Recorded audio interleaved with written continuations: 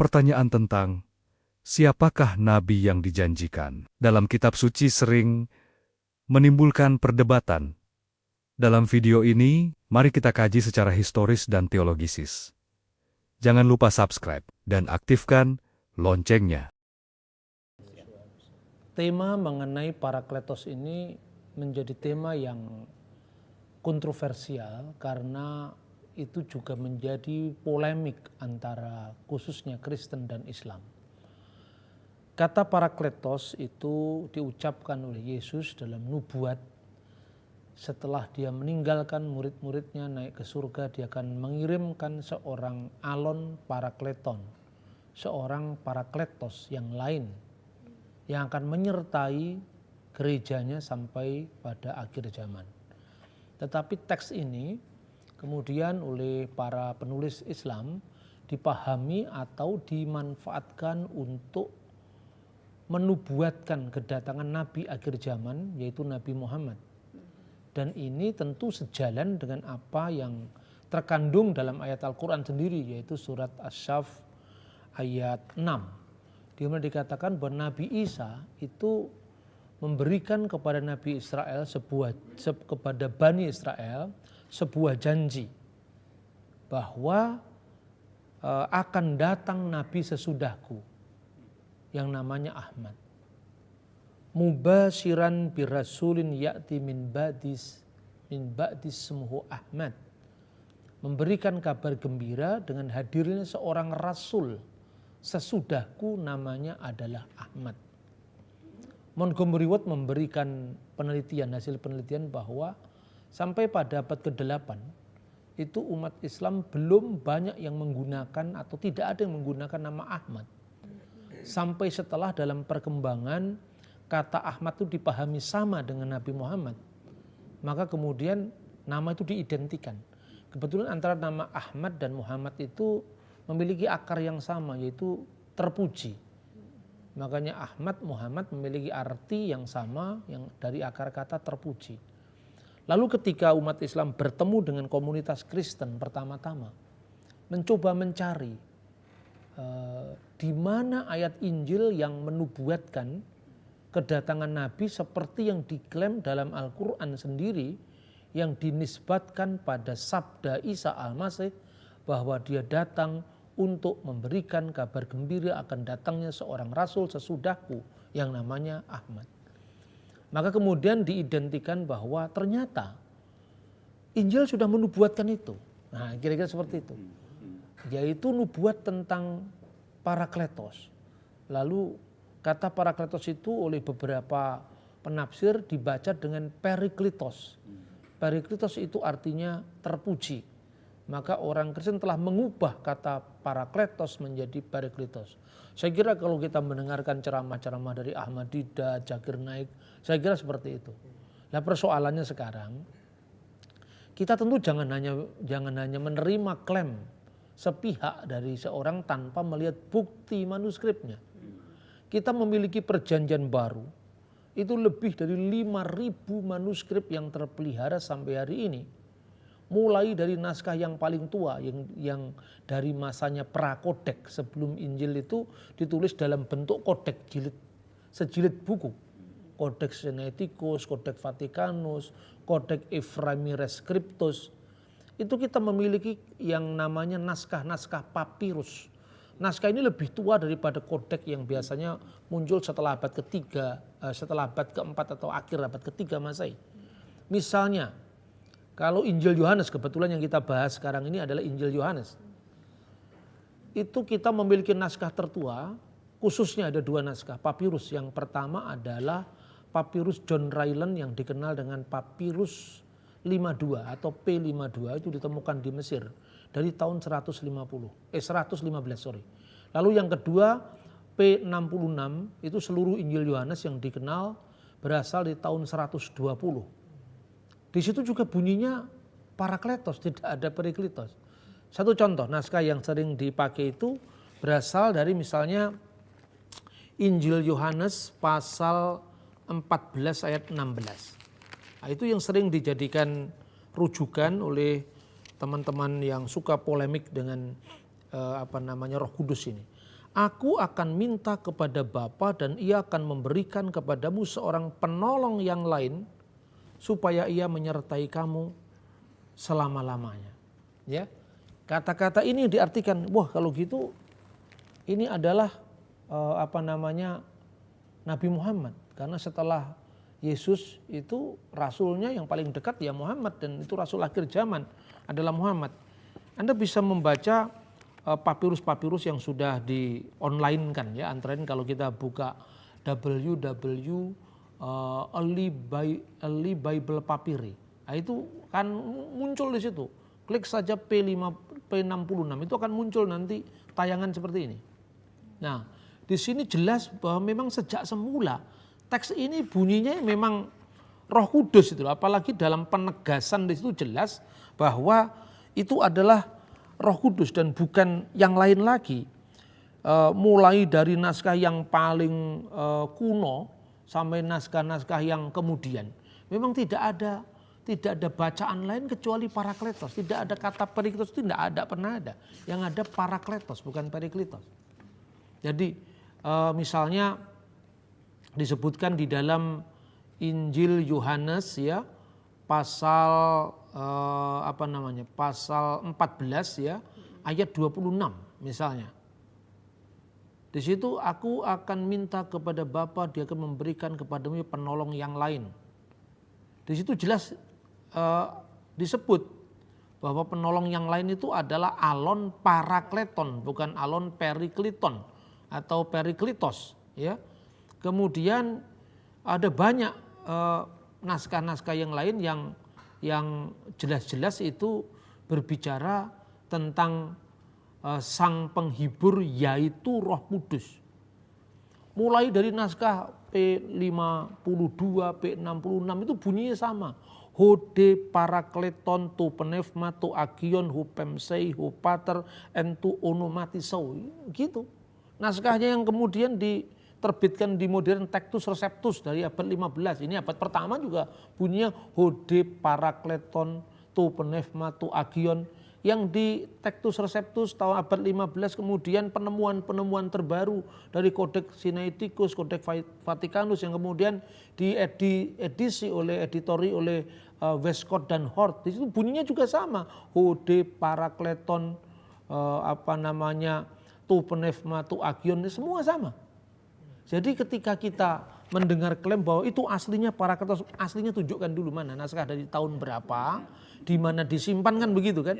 Nah sekarang ini semua bisa dicek dengan cek and recheck dengan data-data yang bisa kita lihat dan bisa ikuti. Kemudian itu ditafsirkan sebagai Nabi Muhammad hanya karena di dalam Al-Quran memang mengklaim seperti itu.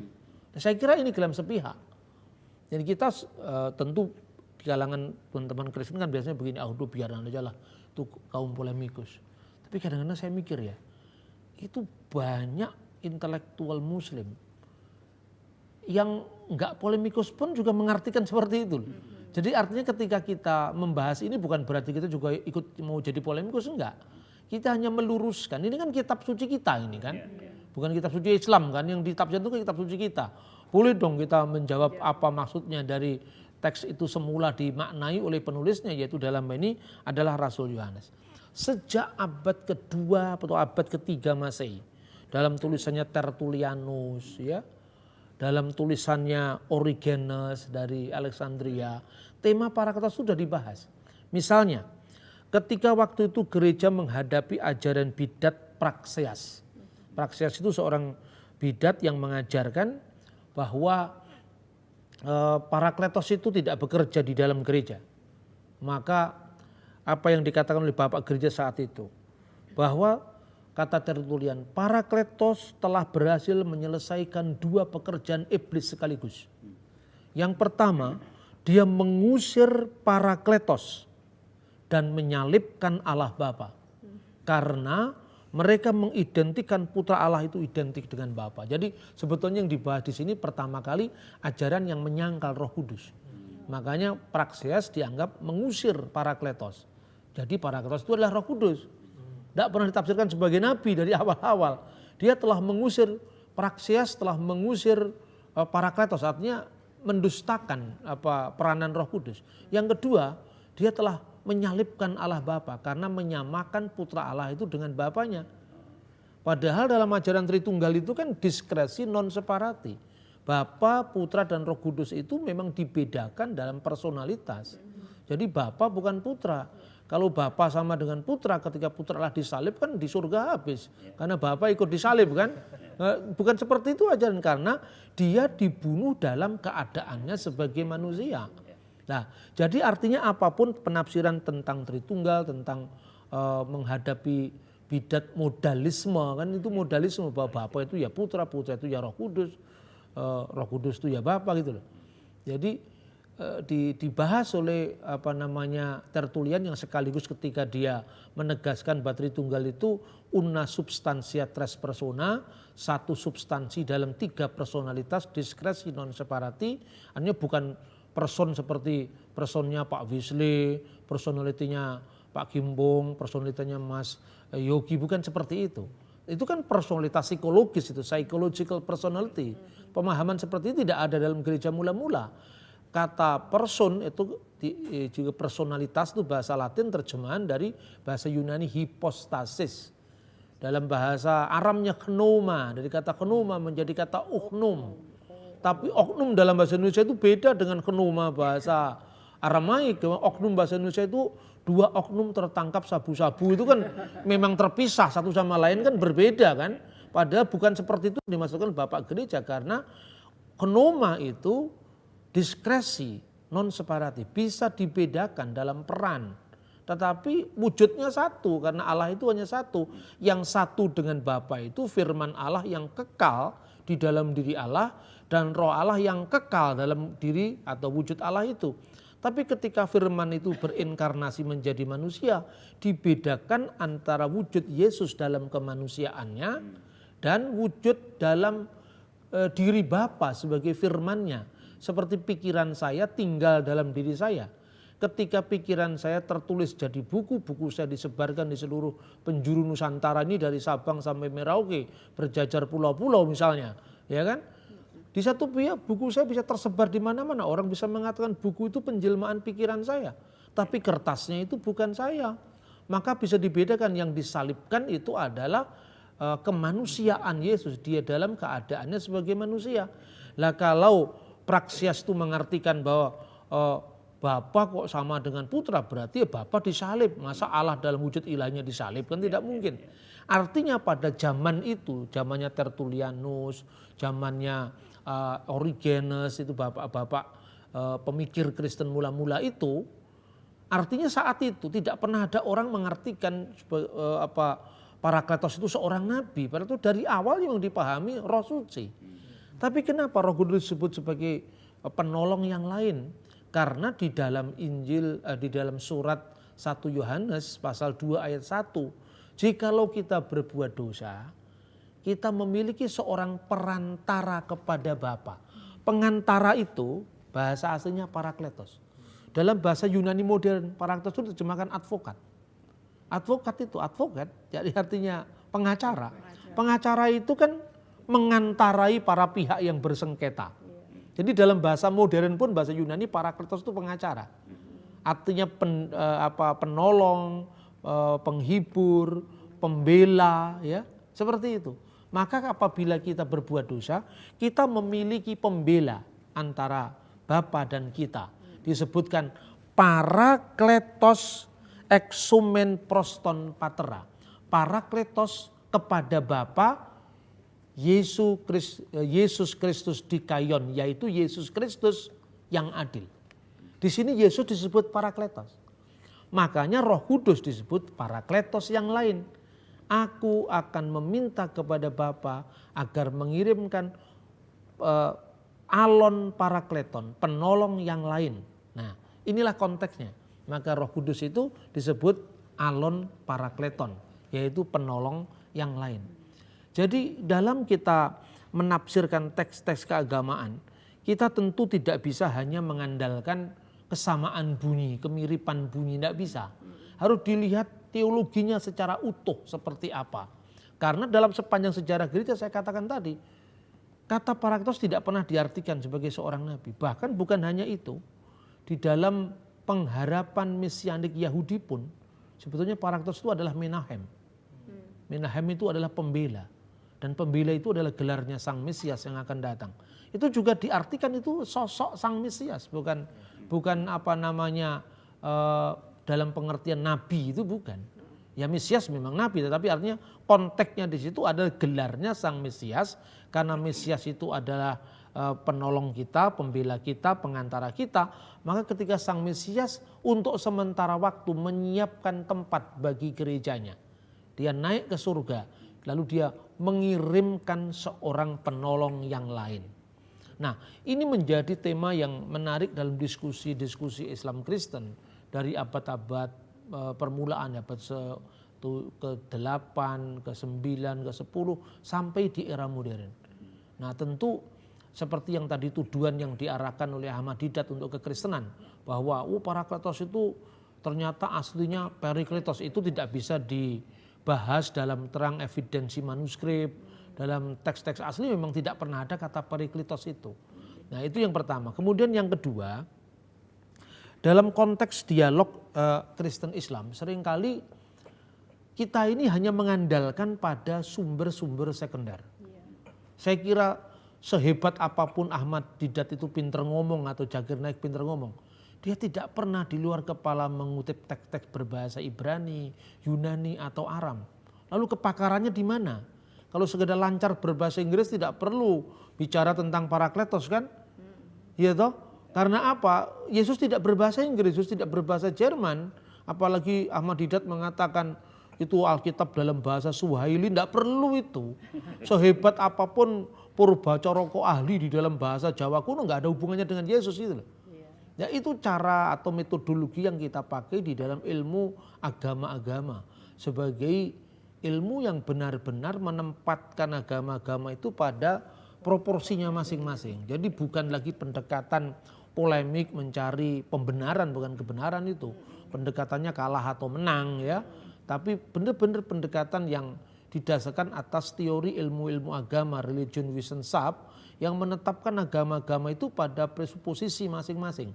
Sehingga tatkala Islam misalnya mengembangkan sebuah kristologi tersendiri, Islam itu bukan mengakui Yesus sebagai Tuhan, itu sah-sah saja. Tapi tidak perlu harus membajak kitab sucinya orang dan memaksa-maksakan untuk kepentingan Islam. Sebaliknya juga begitu, orang Kristen boleh-boleh saja mengatakan Yesus itu satu-satunya jalan dan kebenaran dan hidup, itu kan iman. Tapi tidak perlu membaca Quran atau membaca hadis bahwa ternyata Quran sendiri mengakui Yesus. Lah kalau Quran mengakui Yesus, kenapa harus ada agama Islam? Pendekatan semacam ini fair menurut saya.